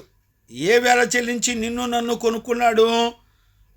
మొదటి కొరింథీ పత్రిక 7:23లో మనల్ని కొనుక్కున్నట్టుగా ఏమిచ్చి మనల్ని కొనుక్కున్నాడు అంటే, ఆయన వెండి బంగారముల వంటి క్షయ వస్తువులను ఇచ్చి కొనుక్కోలేదు, కానీ అమూల్యమైనటువంటి రక్తము చేత ఆయన మనలను కొనుక్కున్నాడు అనేటువంటి సంగతి మనకు అర్థమవుతుంది. అంటే ఇప్పుడు మనం ఎవరికి దాసులం? ఇప్పుడు యేసుక్రీస్తునకు దాసులము అని అంటాడు. మీరు గమనించినట్లయితే అపోస్తలుడైన పేతురు, లేకపోతే ఇక్కడ చూడండి, 2వ పేతురులో పేతురు ఏమంటాడు చదువుతున్నాను చూడండి. 2వ పేతురు పుస్తకం 1వ అధ్యాయం 1వ వచనం చదువుతున్నాను చూడండి. యేసుక్రీస్తు దాసుడగు అపోస్తలుడైన సీమోను పేతురు. గమనించారా? అంటే పేతురుని అడిగితే పేతురు ఏమంటాడంటే, నన్ను యేసుక్రీస్తు స్వరక్తమిచ్చి కొనుక్కున్నాడు, నేను జీవమగల దేవునికి దాసుడను, ఆయన దృష్టికి నేను అపోస్తలుడును అని చెప్తున్నాడు. ఇప్పుడు చూడండి పౌలు ఏమంటాడు చూడండి. పౌలు మన రోమాపత్రికలో మనం చూస్తే, రోమాపత్రిక 1వ అధ్యాయంలో కూడా మనం చూస్తే, యేసుక్రీస్తు దాసుడును అపోస్తలుడిగా ఉండుటకు పిలువబడిన వాడను అంటాడు. రోమాపత్రిక 1వ అధ్యాయం 1వ వచనం. గమనించారా? అంటే పౌలు కూడా దాసుడే. ఎవరికి దాసుడు అంటే యేసు ప్రభువునకు దాసుడు. అంటే మనందరం ఎవరు కొనుక్కున్నారు మనందరినీ అంటే, యేసయ్య స్వరక్తమిచ్చి కొనుక్కున్నాడు. ఇప్పుడు కొనబడిన వాళ్ళు ఎవరు? ఆయన కొనుక్కోని వ్యక్తులు ఎలా ఉంటారు? కొనబడని వ్యక్తులు ఎలాగుంటారు చూడండి. తీతు పత్రిక 2వ అధ్యాయం 14వ వచనాన్ని నేను చదువుతాను చూడండి. తీతు పత్రిక ఎవరిని కొనుక్కుంటాడో, ఎవరిని ఆయన స్వరక్తం ఇచ్చి కొనుక్కున్నాడో, అసలు మనందరం కొనబడ్డ వాళ్ళం కాదా అనేటువంటి విషయాన్ని మనం చూడొచ్చు. ఇక్కడ చూడండి, తీతు పత్రిక 2వ అధ్యాయం 14వ వచనం నేను చదువుతున్నాను చూడండి. ఆయన సమస్తమైన దుర్నీతి నుండి మనలను విమోచించి సత్క్రియలందు ఆసక్తి గల ప్రజలను తన కోసము పవిత్రపరచుకొని తన సొత్తుగా చేసుకొనుటకు తన్ను తాను మన కొరకు అర్పించుకొనెను. గమనించారండి? సత్క్రియలు యందు ఆసక్తి కలిగిన వారందరినీ కూడా దేవుడు కొనుక్కుంటాడు. సత్క్రియలు అంటే ఏంటి? దేవుడు సిద్ధపరిచిన క్రియలు. అంటే మనం ఎఫెసీ పత్రిక 2వ అధ్యాయం 9వ వచనంలోన 10వ వచనంలోన ఉంటుంది చూడండి. ఎఫెసీ పత్రిక 2వ అధ్యాయం 9వ వచనం చదువుతాను చూడండి. క్రియల వలన కలిగినది కాదు కానీ ఎవడునూ అతిశయించడం వీలులేదు. 10వ వచనం, మరియు వాటి యందు మనం నడుచుకొనవలెనని దేవుడు ముందుగా సిద్ధపరిచిన సత్క్రియలు చేయుటకై మనము క్రీస్తు యేసునందు సృష్టించబడిన వారము ఆయన చేసిన పని అయి ఉన్నాము. గమనించారండి? ఆయన మనం పుట్టక మునిపే మనం ఈ భూమండలం మీదకి వచ్చి ఏ జీవితం చేయాలో, ఏమేం పనులు చేయాలో ఆయన సిద్ధపరిచిన క్రియలే సత్క్రియలు. గమనించారా? అంటే ఆయన ఎలా మనం ఈ భూమండలం మీద బతకాలో, ఎలా భార్య భర్తలు అవ్వాలో, ఎలా వయసు ఎదుగుదల కావాలో, వాళ్ళకి పిల్లలు మ్యారేజ్ అయిన తర్వాత వివాహం, పిల్లలు ఎలా పుడతారో, వాళ్ళు తర్వాత ఎలా చనిపోతారో, ఇవన్నీ కూడా దేవుడు ముందుగా సిద్ధపరిచిన క్రియల ద్వారానే మనం బతకాలి. మన పిల్లలైనా, తల్లిదండ్రులైనా, సంఘమైనా, సేవైనా, ఎవరైనా సరే దేవుని యొక్క ఆలోచన ప్రకారం ఆయన వాక్యంలో దేవుడు కోరుకున్న జీవితాన్ని మాత్రమే చెయ్యాలి. గమనించారా? సత్క్రియలందు ఆసక్తి కలిగిన ప్రజలను తన కోసరము ప్రజలను కొని తన సొత్తుగా చేసుకున్నాడంట. అందుకొరకు తన ప్రాణాన్ని తాను అప్పగించుకొని తన ప్రాణాన్ని పెట్టి దాసుని స్వరూపం ధరించుకొని ఆయన ఈ లోకానికి వచ్చాడు. ఫిలిప్పీ పత్రికలో 2వ అధ్యాయంలో ఆ మాటను మనం చదువుకోవచ్చు. ఆయన పరలోక భాగ్యమును విడిచిపెట్టకూడని భాగ్యమని ఎంచుకొనక దాసుని స్వరూపాన్ని ధరించుకొని ఆయన మొట్టమొదట మన మధ్యలోకి వచ్చాడు. ఇప్పుడు మొట్టమొదటి సర్వెంట్ దాసుడు ఎవరంటే యేసుక్రీస్తు. ఆయనను మాదిరిగా చేసుకుంటే కానీ ఈ రోజున సేవకులు దాసులుగా ఎలా మారగలరో ప్రభు యొక్క వాక్యాన్ని బట్టి మనం తెలుసుకోవచ్చు. అంటే ఈ రోజున దైవజనుడు ఎవరు అంటే, సేవకులు ఎవరు అంటే దాసులు, లేకపోతే బానిసలు, లేకపోతే సర్వెంట్సు. ఇప్పుడు బానిసలకి ఎలాంటి గుణాలు ఉంటాయి అని చెప్పాను? వాళ్ళు ఎవరో ఒకరి చేత కొనబడిన వాళ్ళు. ఇప్పుడు దేవుని సత్క్రియలందు ఆసక్తి కలిగి ఎవరైతే ఉంటారో, అంటే దేవుని సత్క్రియలు అంటే ఏంటి? పరిశుద్ధమైన జీవితం, పాపం లేని జీవితం. గమనించారా?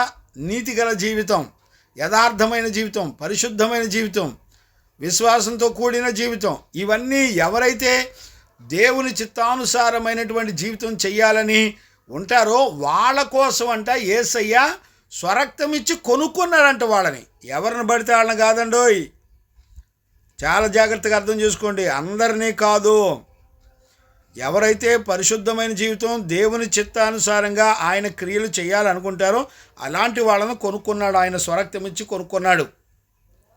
గమనించారా? చూడండి, మీకు ప్రకటన పుస్తకం 5వ అధ్యాయం 9వ వచనం చదువుతాను చూడండి. మీకు ఇంకా చక్కగా అర్థమవుతుంది నేను ఇప్పుడు చెప్పిన మాట. చూడండి, ప్రకటన పుస్తకం 5వ అధ్యాయం 9వ వచనం. ఆ పెద్దలు, నీవు గ్రంథమును తీసుకొని దానిని ముద్రలు విప్పుటకును యోగ్యుడవు, నీవు వధింపబడిన వాడవై నీ రక్తమిచ్చి ప్రతి వంశములోను ఆయా భాషలు మాట్లాడేవారిలోను ప్రతి ప్రజలోను ప్రతి జనములోను దేవుని కొరకు మనుషులను కొని, చూశారండి, దేవుని చేత కొనబడిన వాళ్ళు. పిల్లలారా, ప్రజలందరిలో, ప్రపంచంలో ఆయా భాషలు మాట్లాడేవాళ్ళు, ఆయా ప్రజలు, ఆయా దేశాలలో ఉన్న సమస్త ప్రజలను దేవుని కొరకు ప్రజలను కొనుక్కున్నాడంట. ఎలా కొనుక్కున్నాడు? స్వరక్తం ఇచ్చి కొనుక్కున్నాడు, ప్రాణం పెట్టి కొనుక్కున్నాడు. అర్థమైందండి? ప్రతి ప్రజలోనూ ప్రతి జనములోనూ దేవుని కొరకు మనుషులను కొని మా దేవునికి వారికి ఒక రాజ్యముగాను యాజకులుగాను చేసితివి కనుక వారు భూలోకమును ఏలుదురని కొత్త పాటలు పాడుదురు. గమనించారా? భూలోకంలో యాజకులుగాను దాసులుగాను ఆయన యొక్క రాజ్యానికి సిద్ధపడేటువంటి బిడ్డలుగాను వీళ్ళంతా కూడా ఉంటారు. అంటే ఆయన రాజ్యం అంటే ఏంటి? మరణము లేనిది, అంటే నిత్య జీవార్థమైనది. గమనించారా? దేవునికి మహిమ కలుగునుగాక. Praise the Lord. అందుకనే మనం ఇక్కడ గమనించవలసినటువంటి విషయం ఏంటంటే మనము దాసులుగా ఎన్నిక చేయబడి ఆయన చేత క్రీస్తు ద్వారా కొనబడినవాడు. అందుకని 1 కొరింథీ 6:20 కూడా మీరు విలువ పెట్టి కొనబడిన వారు కనుక మీ దేహముతో దేవుని మహిమపరచండి, దేవుని ఘనపరచండి. ఇప్పుడు మనం దేవునికి దాసులం కాబట్టి కొత్త నిబంధన యాజకత్వం అనేది దేవునికి దాసులు, సర్వెంట్స్, లేకపోతే బానిసలు, పనివాళ్ళు, దాసులు. గమనించారా? అందుకనే యజమానుడైన వాడు లేకపోతే గొప్పవాడైన వాడు ఎలాగుండాలో మత్తయి సువార్త 23:11లో మీలో అందరికంటే గొప్పవారుగా ఉండాలనుకునే వాళ్ళు మీరు మొట్టమొదట పరిచారకుడై ఉండాలి. అంటే ఇప్పుడు గొప్పవాడైన యేసుక్రీస్తు మన మధ్యలోకి పరిచర్య చేయడానికి ఎలా వచ్చాడు? అలానే మన జీవితంలో ఒకవేళ గొప్ప వంశంలో మనం పుట్టొచ్చు, లేకపోతే గొప్ప ఉద్యోగస్తులుగా మనం ఉండొచ్చు, లేకపోతే కోట్లకు ఆస్తి కలిగినటువంటి వారిగా మనం ఉండొచ్చు. కానీ మనం దేవునికి దాసులుగా ఉండాలి. ఎందుకు? ఆయన సత్క్రియలు, ఆయన సిద్ధపరిచిన సత్క్రియలు మనం పరిశుద్ధులుగా, భూమండలం మీద నీతిమంతులుగా, యథార్థపరులుగా, మచ్చ డాగు కళంకం లేకుండా పరిశుద్ధులుగా జీవించాలి అనుకునేటువంటి వాళ్ళకి దేవుడు తన కోసం స్వరక్తం ఇచ్చి సంపాదించుకొని తన కోసం ప్రజలను పవిత్రపరచుకుంటాడని తీతు 2:14లో చదివాం. పవిత్రపరచుకొని తన సొత్తు అయిన ప్రజలుగా చేసుకోవడానికి. గమనించారా? మనము దేవునికి దాసులం తప్ప మనుషులకు దాసులుగా ఉండకూడదు. ఈ విషయాన్ని మనం చాలా జాగ్రత్తగా మనందరం కూడా అర్థం చేసుకోవాలి. అందుకని మత్తయి సువార్త 23:12లో కూడా తగ్గించబడిన వాడే హెచ్చించబడతాడు. హెచ్చులోకి వెళ్ళాలంటే, ఘనమైన దానిలోకి వెళ్ళాలంటే తగ్గించుకోవాలి. గమనించారేనా? దేవునికి మహిమ కలుగునుగాక. అందుకనే దాసుడైన వాడు ఇప్పుడు మనం దాసులుగా ఉండకుండా, స్వతంత్రులుగా ఉండనీయకుండా అపవాది మనల్ని మోసం చేసి దోచుకుంటాడు. ఇక్కడ చూడండి, నేను ఈ 1 కొరింథీలోనే 12వ అధ్యాయం 13వ వచనాన్ని కూడా చదువుతాను. చూడండి, 13వ వచనం. ఏలయనగా యూదులైనను గ్రీకు దేశస్థులైనను దాసులైనను స్వతంత్రులైనను మనమందరము ఒక్క శరీరములో ఒక్క ఆత్మ యందే బాప్తీసం పొందితిమి. చూసారా? మనం రకరకాల దేశాలకి ప్రాంతాలలో మనం బతికినప్పటికీ కూడా మనము దాసులమైనను. అంటే ఇటలీ దేశంలో మొత్తం ప్రతి 5గురిలో ఒకళ్ళ దాసులు ఉంటారు. అక్కడ ఇటలీ దేశం అంతా కూడా బానిసలే ఎక్కువగా ఉంటారు. అంటే నేను హిస్టారికల్లో చదువుకున్నటువంటి విషయాన్ని చెప్తున్నాను. నేను ప్రతి 5గురిలో ఒకళ్ళ బానిసలు ఉంటారు అక్కడ. ఈ బానిసలు కూడా కోపం వస్తుంది. వాళ్ళు కూడా గ్రూపులు కట్టి వాళ్ళు కూడా తిరుగుబాటు చేసి యజమానుల ఆస్తులను దొంగతనం చేసి పారిపోయి రకరకాల యుద్ధాలు, పోరాటాలు కూడా చేశారు బానిసలు. గమనించారా? ఇటలీ దేశం యొక్క హిస్టరీ మీరు చదువుకోండి, నెట్లో కొడితే వస్తుంది. ఇటలీ దేశంలో ప్రతి 5గురికి ఒకళ్ళ చొప్పున బానిసలు ఉంటారు అక్కడ. అర్థమైందండి? అందుకనే ఇక్కడ దాసులైనా కూడా అని రాశాడు. ఇప్పుడు దాసులు అంటే ఎవరు? నువ్వు గ్రీకు దేశస్థుడు అవ్వు, లేకపోతే యూదుడు అవ్వు, లేకపోతే దాసులు అవ్వు, అంటే నువ్వు బానిసలు అవ్వు. ఇప్పుడు ఒనేసిము ఎవరు?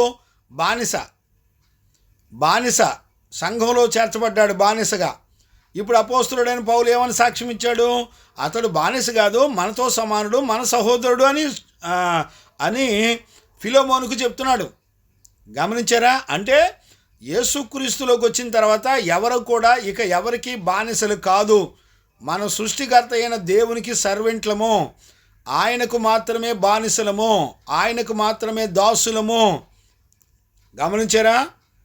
ఇప్పుడు బానిస అనే బతుకు మనకు అర్థం కాకపోతే దాసుడు అనేటువంటి మాటకు మనకు అర్థం కాదు. అందుకని కొలస్సీ పత్రికలో అపోస్తలుడైన పౌలు ఆ మాటని చెప్పాడు. బాబు, నేను 22 చదువుతున్నాను చూడండి. కొలస్సీ పత్రిక 3:22, దాసులారా మనుషులను సంతోషపెట్టువారైనట్టు. అంటే మనుషులను సంతోషపెట్టడం ఏంటి అంటే దాని అర్థం ఏంటంటే కంటికి కనబడేటప్పుడు మాత్రమే వీళ్ళు దాసులుగా ఉంటారు, మిగతా టైంలో వీళ్ళు హీరోలుగా ఉంటారు. అంటే అర్థం ఏంటి? ఒక యజమానుడు ఏదైనా పని చెప్పి యజమానుడు అక్కడ కూర్చున్నంతసేపు దాసుల్లాగా పనిచేస్తారు. ఆ తర్వాత యజమానుడు బయటికి వెళ్ళాడు అనుకోండి, ఇక దాసుడు పని చేయడు, సరదాగా ఆడుకుంటూ టైంపాస్ చేస్తూ ఉంటారు. ఒక బానిస చేయవలసినటువంటి పని ఏంటంటే ఆడు మనుషులు అంటే కళ్ళ ముందల యజమానులు ఉన్నప్పుడు లేకపోతే వాళ్ళ కనుదృష్టికి అనుకూలంగా ఒక సర్వెంట్ లాగా పనిచేయొద్దు. మనుషులను సంతోషపెట్టే విధంగా మనుషులు ఉన్నప్పుడే పని చేయటం కాదు. మనుషులు ఉన్నా లేకపోయినా ప్రభువును బట్టి భయపడుచు వాళ్ళు శుద్ధాంతకరణములు గలవారై శరీరమును బట్టి మీ యజమానులైన వారికి అన్ని విషయాల్లో విధేయులై ఉండండి. అంటే ఏ విషయంలోనైనా సరే మీ పైన యజమానులు ఏ జీవితం అయితే చెప్పారో, ఏ జీవితం అయితే కోరుకున్నారో అది తప్ప వేరొక జీవితాన్ని చెయ్యకూడదు. గమనించారండి? వేరొక జీవితాన్ని చేయకూడదు. ఖచ్చితంగా గుర్తుపెట్టుకోండి, వేరొక జీవితాన్ని చేయకూడదు. ఇప్పుడు చూడండి, మనుషులు కంటికి కనపడవలనని కాక ప్రభువునకి భయపడుచు. ఇప్పుడు చూడండి, దేవునికి మహిమ కలుగునుగాక. రైట్. ఇక్కడ ఏమంటున్నాడు? ప్రభువునకు భయపడుచు శుద్ధాంతకరణములు గలవారై. ఈ శుద్ధాంతకరణములు గలవారై అనే మాట ఒకటి కాదు, 2 పదాలది. శుద్ధం ప్లస్ అంతఃకరణం. అంటే అంతఃకరణం అంటే అర్థం ఏంటి? అంతరంగంలో. శుద్ధం అంటే పరిశుద్ధంగా. అంటే దాసులైన వాళ్ళకి పరిశుద్ధమైన అంతరంగం యొక్క ఆలోచన కలిగిన వారై ఉండి, అంటే అంతరంగంలోనూ బయటను ఒకే మనసు కలిగి ఉండాలి. ఆ ఒకే మనసు కలిగి ఉండాలంటే వాళ్ళ జీవితంలో ఏం కావాలంటే పరిశుద్ధత అనేది ఉండాలి. అంటే దాసులైన వారికి, బానిసలైన వారికి, లేకపోతే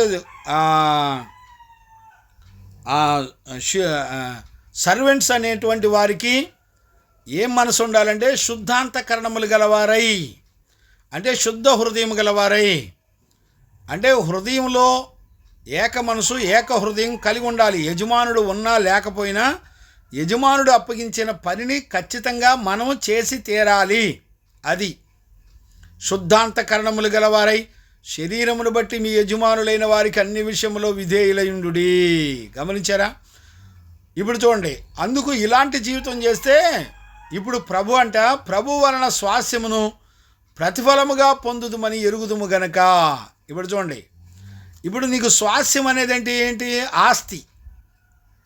ఈ స్వాస్యము మనము మన పైన యజమానులకు లోబడి అప్పగించుకొని బ్రతికితే మనకి ప్రభు వలన స్వాస్యం కలుగుద్దంట. అంటే ప్రతిఫలం కలుగుతుందంట. నువ్వు లోబడి విధేయతగా నీ యజమానుల మాట విని అప్పగించుకొని బ్రతుకుతున్నప్పుడు మనందరికీ ప్రతిఫలం అనేది దేవుడిస్తాడు. దేవుని దగ్గర ఉంది మన జీతం, మనకి ఇవ్వాల్సిన డబ్బులు దేవుడిస్తాడు.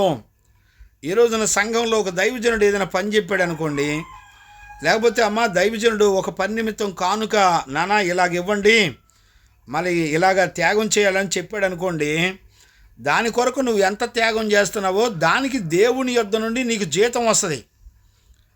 ఇప్పుడు ప్రభు పేరును బట్టి స్పూనుడు నీళ్లు నీ సేవకులకి ఇస్తే దాని ప్రతిఫలం పోగొట్టుకోరని రాశాడు. అంటే స్పూను నీళ్లు నువ్వు దైవజనుడికి నీకు వాక్యం చెప్పి నీకు బుద్ధి చెప్పి సరిచేస్తున్న దైవజనుడికి నువ్వు ఏది ఇచ్చినా దానికి జీతం దేవుని దగ్గర నుంచి నీకు వస్తుంది. అందుకనే మీ ఉపదేశకులకి మీకు బోధించే వారికి మీ దగ్గర ఉన్న మంచి ఫలములలో భాగమియుడి. అంటే మీ దగ్గర వాడేసిన వస్తువులు ఇవ్వటం కాదు, మంచివి అంటే మీ దృష్టికి ఏది మంచిదో అది ఫస్ట్ దేవునికి ఇచ్చేయాల. నేను నా జీవితంలో నేను బైకులు కొన్నాను, లేకపోతే నాకు ఆఫీసు నాకు కారు ఇచ్చింది. సో ఈ వస్తువులన్నీ కూడా నేను సేవలో వాడాను. మొట్టమొదట నేను బైకులు కొన్నప్పుడు ఆ బైక్ని ముందర మందిరంలో 3 నెలలు దైవజనుడికి ఇచ్చేసాను. బైక్ని, కొత్త బైకుని దైవజనులు 3 నెలలు వాడుకున్న తర్వాత అప్పుడు ఆయన ఇస్తే నేను తీసుకొని వాడుకున్నాను. గమనించారా? అట్లాగా ప్రతి వస్తువు కూడా నువ్వు ఉపదేశం చేస్తున్నటువంటి నీ సేవకునికి ఆ మంచి ఫలములలో భాగం ఇవ్వాలి. గమనించారా? నీ వస్తువులు, నీ కార్లు, నీ బైకులు దైవజనుడు పరిచయ నిమిత్తం అడిగాడు అనుకోండి, వెంటనే ఇచ్చేయాలి. అప్పుడు ఏమవుతుంది? స్పూను నీళ్ళకే నీకు ప్రతిఫలం ఇస్తాడు. ఇప్పుడు ఒక యజమానికి దాసుడైన వాడు లోబడినప్పుడు దేవుని దగ్గర నుంచి నీకు జీతం వస్తుంది. గమనించారా? అంటే నీ యజమానుడు ఎవరు? నీ యజమానుడు పరలోకమందు ఉన్నాడు. అందుకనే చూడండి 4వ అధ్యాయం కొలస్సీ పత్రిక 4వ అధ్యాయం 1వ వచనంలో అదే చెప్తాడు.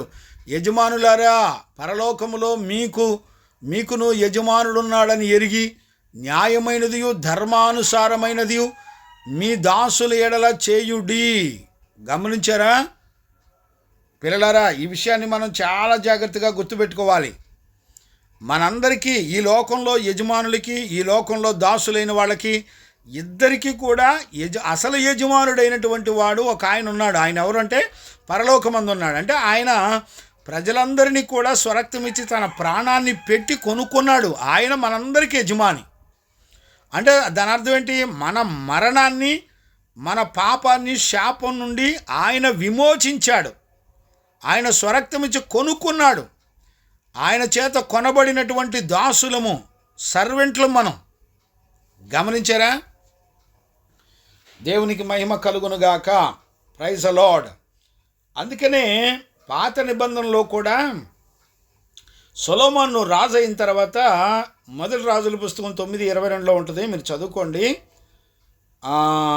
అక్కడ ఏమనుంటుందంటే, మీలో పేదలైన వారిని అమ్మబడిన ఎడల వాని చేత బానిస సేవ చేసుకొనకూడదు. లేవి పుస్తకం 25:39 ఉంటుంది. అందుకనే సొలొమోను ఏం చేశాడంటే, మొదటి రాజులు 9:22లో సొలొమోను ఇశ్రాయేలీలో ఎవరిని దాసులుగా చేయలేదు, అందరినీ కూడా రాజులుగాను రాణులుగాను చేశాడంట. సొలొమోను ఇశ్రాయేలు ప్రజల్ని దాసులుగా చేయలా, రాజులుగా రాణీలుగా చేశాడు. అంటే దేవుడు కొనుక్కున్న వ్యక్తిని దేవుడు ఏమంటే, మీరు యాజక సమూహము. గమనించారా? మీరు దేవునికి సొత్తైన ప్రజలు, మీరు దేవునికి యాజకులు, మీరు దేవుని సొత్తైన ప్రజలు, మీకు మరణము లేదు, మీరు జీవము కలిగిన వారు అని చెప్పుకుంటూ వచ్చాడు. గమనించారా నాన్న? కాబట్టి అందుకనే బేదలైన మీకు అని లేవి పుస్తకం 25:39 ఉంది. టైం అయిపోతుంది కనుక నేను చదివి చెప్పట్లేదు, నేను రెఫరెన్సులు తీయట్లేదు, చదివి చెప్తున్నాను. ఇప్పుడు బేదలంటే ఎవరు? కొత్త నిబంధన లూకా 6:20లో ఏమన్నదంటే, దేవుడు అపోస్తులైన వారిని, నేను ఈ మాట చదువుతాను చూడండి. లూకా సువార్తలో, లూకా సువార్త 6వ అధ్యాయం 20వ వచనం నేను చదువుతాను చూడండి. ఈ మాట ఖచ్చితంగా చదివితేరా. రైట్. 6వ అధ్యాయం 20వ వచనం. అంతటా ఆయన తన శిష్యుల తట్టు పారచూచి ఇట్లనెను, బేదలైన మీరు ధన్యులు, దేవుని రాజ్యం మీది. అంటే బేదలు ఎవరు? ఆయన శిష్యులను చూసి బేదలైన మీరు ధన్యులు అని అన్నాడు. అంటే బేదలు ఎవరు ఇప్పుడు భూమండలం మీద? అపోస్తులు. ఈ బేదలైన మీరు ధన్యులు అంటున్నాడు. అంటే మొట్టమొదటి దాసులు సర్వెంట్లు ఎవరు? అపోస్తులు. అందుకనే అపోస్తుల దగ్గరికి వెళ్ళి సువార్థికుడైనా, కాపరైనా, బోధకుడైనా, ప్రవక్త అయినా ఈ 4 రకాల మినిస్ట్రీలు చేసేవాళ్ళు అపోస్తులు అనబడిన వాళ్ళ దగ్గరికి వెళ్ళి నేర్చుకోవాలి. దాసుని స్వరూపం ఎట్టుంటుందో అపోస్తుల రక్తమాంసాల్లో ఉంటుంది. అర్థమైందండి? ఏ సేవకుడైనా, ఏ దైవజనుడైనా, సేవ చేసేవాడు సువార్థికుడైనా, కాపరైనా, బోధకుడైనా, ప్రవక్త అయినా వీళ్ళ నలుగురు ఎక్కడికి వెళ్ళి నేర్చుకోవాలంటే అపోస్తుల దగ్గరికి వెళ్ళి నేర్చుకోవాలి. ఎందుకని? అపోస్తులు దాసులు, భేదవారు, వాళ్ళు స్లేవ్స్, వాళ్ళు సర్వెంట్లు, వాళ్ళు బానిసలు. క్రీస్తుకు మేము బానిసలము, క్రీస్తు యేసు చేత మేము కొనబడిన వారము అంటాడు. గమనించారా? గలతీ పత్రిక 2వ అధ్యాయం 4వ వచనంలో ఉంటుంది చూడండి. గలతీ పత్రిక 2వ అధ్యాయము 4వ వచనం నేను చదువుతాను చూడండి. మనలను దాసులుగా చేసుకొనవలెనని క్రీస్తు యేసు వలన మనకు కలిగిన మన స్వతంత్రమును, అంటే యేసుక్రీస్తు దాసులైతే వాళ్ళెవరు? స్వతంత్రులు. అంటే ఇక బానిసత్వం లేదు. ఇక యేసుక్రీస్తు స్వరక్తం ఇచ్చి కొనుక్కున్న తర్వాత ఇక బానిసత్వం లేదు. ఇక సర్వెంట్లు కాదు, వాళ్ళు ఎవరంటే గాడ్ సర్వెంట్లు. ఇది దేవుడిచ్చిన మనకు స్వతంత్రం. లేదనుకోండి మనలను పాపము బానిసలుగా చేసుకుంటుంది. గమనించారా? స్వతంత్రమును వేగు చూచుటకు రహస్యముగా తేబడి దొంగతనముగా ప్రవేశించిన కపట సహోదరుల వలన జరిగింది.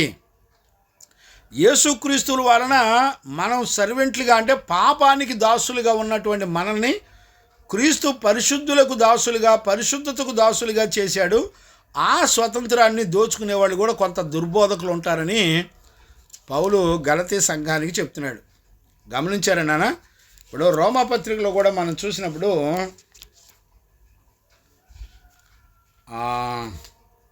రోమాపత్రికలో మనం చూడవచ్చు 6వ అధ్యాయము 6వ వచనాన్ని మనం చదువుకోవచ్చు. నేను చదువుతున్నాను, నాకు టైం అయిపోతుంది, క్షమించండి, అయిపోతుంది, నేను ముగిస్తున్నాను. 6వ అధ్యాయము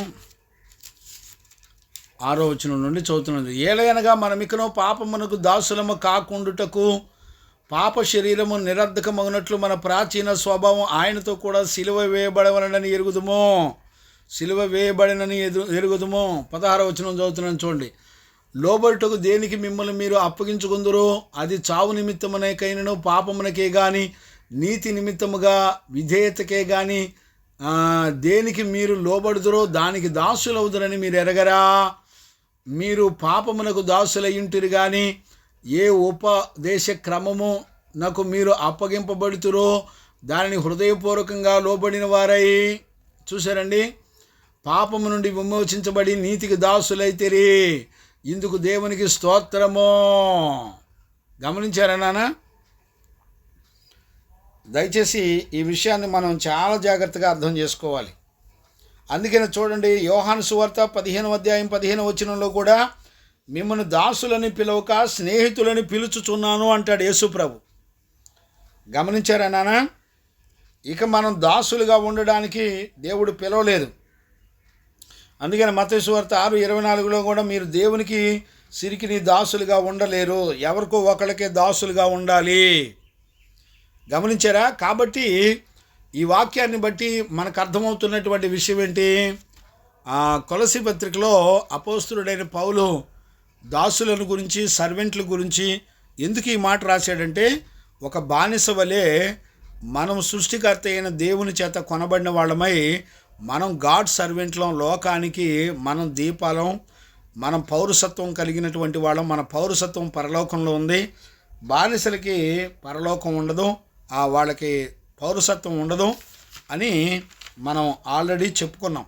కాబట్టి ఈ ఉదయకాలంలో ఈ వాక్యాన్ని బట్టి దాసులు ఎవరు, పనివాళ్ళు ఎవరు, గాడ్ సర్వెంట్ ఎవరు, లేకపోతే బానిసలు ఎవరు అనేటువంటి విషయాలు, యజమానులు ఎవరు అనేటువంటి విషయాలు స్పష్టంగా అర్థమైందని నేను అనుకుంటున్నాను. అలాంటి కృప యేసయ్య మనందరికి అనుగ్రహించి నడిపించునుగాక. ఆమెన్. ప్రార్థన. మహాపరిశుద్ధుడైన కన్నతండ్రి నీకు స్తోత్రం నాయనా. ఈ ఉదయకాలంలో అపోస్తలుడైన పౌలు ద్వారా మీరు మాతో మాట్లాడిన ప్రతి మాటను బట్టి నీ పాదాలు పట్టుకుంటున్నాను నాయనా. దాసులంటే ఎవరు, సర్వెంట్స్ అంటే ఎవరు, స్లేవ్స్ అంటే ఎవరు, బానిసలు అంటే ఎవరు, ఈ కొత్త నిబంధన సేవకులంటే ఎవరు, దాసులంటే ఎవరు, యజమానులంటే ఎవరో స్పష్టంగా మాతో మాట్లాడి బలపరిచినందుకు కృతజ్ఞతాస్తుతులు చెల్లిస్తూ నాయనా నీ సేవకులకు, సంఘాలకు, బిడ్డలకు అందరికీ అర్థమయ్యే విధంగా మీరు బోధించినందుకు స్తోత్రాలు చెల్లిస్తూ యేసయ్య నిన్ను అడిగి పొంది ఉన్నాము తండ్రి. ఆమెన్.